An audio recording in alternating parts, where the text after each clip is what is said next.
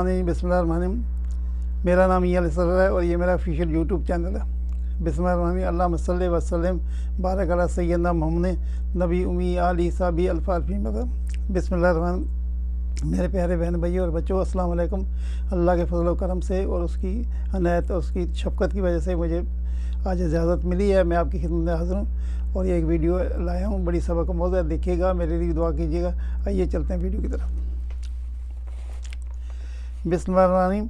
अल्लाह के नाम से शुरू करता हूँ जो कि बड़े बड़े मेहमान नहायत रहम करने वाला।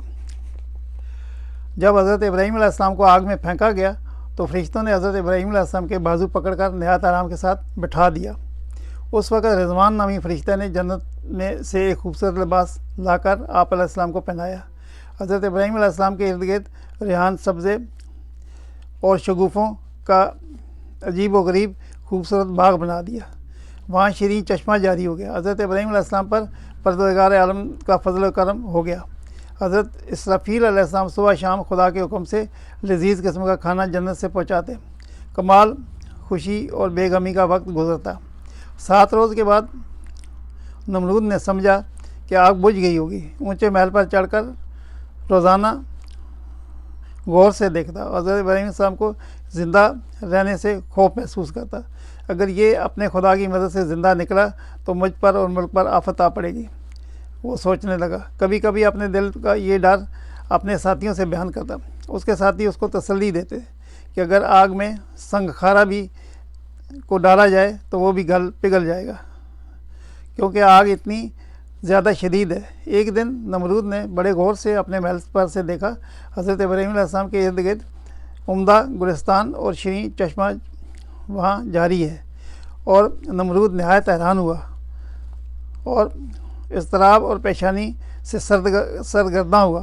कहा, ए इब्राहीम, तुझ पर इस आग को किसने गुलजार कर दिया? हज़रत इब्राहीम सर ने इब्राहीम अलैहिस्सलाम ने जवाब दिया, मेरे परवरदिगार का ये अदना सा असर है। नमरूद ने कहा, जिस कुदरत का ये अदना सा असर है, फिल हकीकत वो बड़ा परवरदिगार है। 40-50 दिन के बाद हज़रत इब्राहीम अलैहिस्सलाम उस गुलजार में रहे। आप अलैहिस्सलाम फरमाते हैं, ऐसा खुशी का वक्त मैंने सारी ज़िंदगी में दोबारा कभी नहीं देखा। उसके बाद हज़रत इब्राहीम अलैहिस्सलाम ने उस आग में से जो पहाड़ की मानद थी बाहर निकल आए।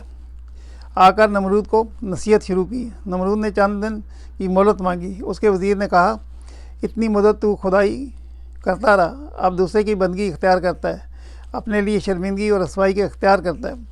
आखिर नमरूद ने हज़रत इब्राहीम अलैहिस्सलाम के सामने इनकार कर दिया और कहा कि मैं तेरे रब की रज़ा के वास्ते कई हज़ार गाय बकरियां और ऊँटों की कुर्बानी देता हूँ। तुम अपने परवरदिगार से कह दो कि वो मुझसे इंतकाम ना ले।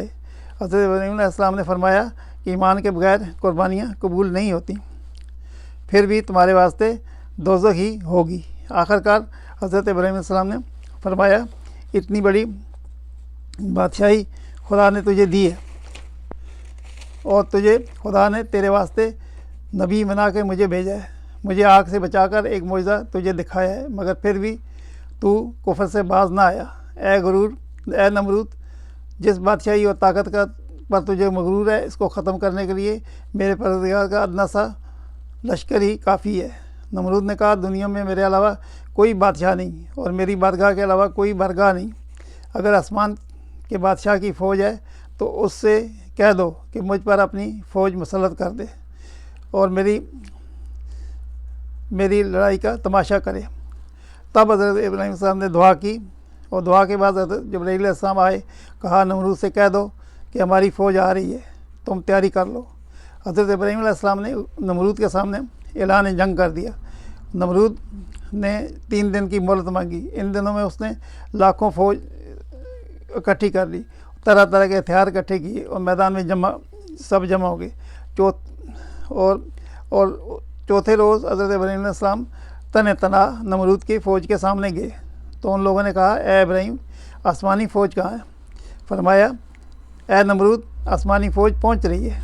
इतने में मच्छरों की फ़ौज नमूदार हुई, जिसकी वजह से आसमान की रोशनी छुप गई, आसमान पर अंधेरा छा गया।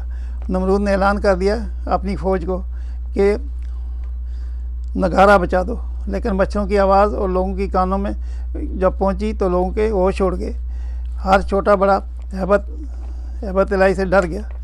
एक आदमी पर लाखों मच्छर लिपट गए, हर एक आदमी पर, और एक उनका गोश्त पोश्त और खून वगैरह सब ख़त्म कर दिया, खाली हड्डियों के ढांचे रह गए।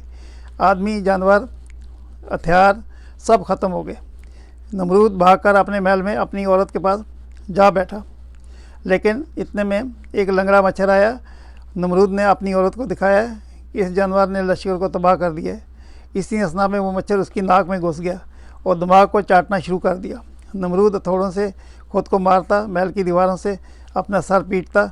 बादशाह ने वो बादशाह जिसने खुदाई का दावा किया था, वो बादशाह जो सारी दुनिया का बादशाह था, वो बादशाह जिसने सारी दुनिया पर जुल्म ढाए थे, आज इस बादशाह का ये हाल था कि जब तक उसके सर पर जूते न पड़ते उसको करार ना आता। जब दरबार में जाता, हर दरबारी का ये मामूल बन गया कि अपने जूते उठाकर उसके सर को पीटता। सर को पीटने से उसके चंद लम्हे उसको करार आ जाता है, लेकिन उसके मच्छर दोबारा इसके दिमाग को चाटना शुरू कर देता। वो चीखता चलाता, महल की दीवारों से अपना सर पीटता और थोड़े से अपने सर को पीटता, लेकिन करार ना आता। आखिर 40 दिन तक इस अजाब में रहने के बाद उसकी मौत हो गई और जन्म रसीद हो गया। मेरे अजीज़ों, तारीख़ पर अगर नज़र दौड़ाई जाए तो जिन बादशाहों ने, जिन मगरूरों ने अपनी ताकत में जिन लोगों ने खुदा ताला को ललकारा, उनका अंजाम फ़िरौन और नमरूद से जैसा ही हुआ। मौजूदा दौर पर नज़र दौड़ाई जाए, इस दौर में भी काफ़ी नमरूद और फ़िरौन मौजूद हैं, लेकिन इस बात से बिल्कुल बेखबर हैं कि खुदा की लाठी बेआवाज़ है। अल्लाह ताला की लाठी जब पड़ती है तो वो बादशाह का जो अपनी ताकत में बदमस्त होता है, उसका अंजाम फ़िरौन और गुरूर नमरूद जैसा हो जाता है। इंशाल्लाह ज़रूर होगा। सल्लल्लाहु ताला खैर करके मोहम्मद और सहाबी अजमैन। मेरे प्यारे बहन भाइयों और बच्चों, अस्सलाम वालेकुम। आपने देखा कितनी इबरतनाक और दर्दनाक मौत हुई नमरूद की। उस काफिर मलऊन ने अल्लाह को ललकारा और अल्लाह ने किस तरह उसको सज़ा दी। तो अल्लाह ताला रहम फरमाए हमारे हाल पे, हमें भी इससे सबक हासिल करना चाहिए। तो इजाज़त दीजिए, अगर कल मौका मिला तो हाज़िर होऊंगा। जब तक अल्लाह हाफ़िज़, अस्सलाम वालेकुम व रहमतुल्लाहि व बरकातुहू।